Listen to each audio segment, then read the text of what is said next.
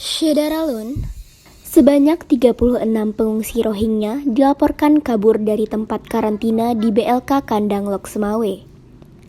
Mereka yang sebelumnya berjumlah 105 orang ini terdampar di Aceh, tepatnya di perairan Kabupaten Biren, 45 mil laut dari bibir pantai pada Minggu 26 Desember 2021.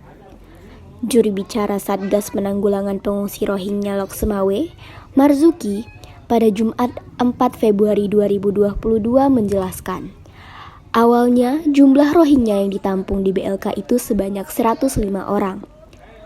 Sedangkan saat ini, jumlah yang tersisa di BLK hanya 72 orang lagi, karena 36 diantaranya telah kabur.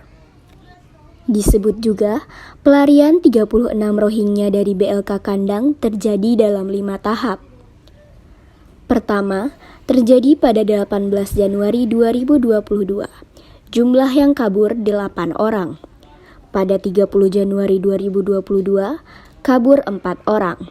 Lalu 31 Januari 2022, kabur 9 orang.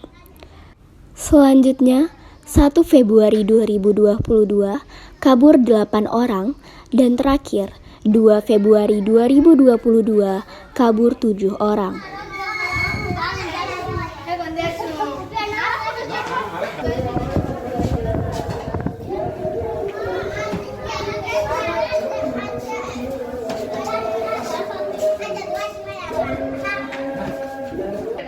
Dari Lok Semawe, Saiful Bahri, Serambi On TV.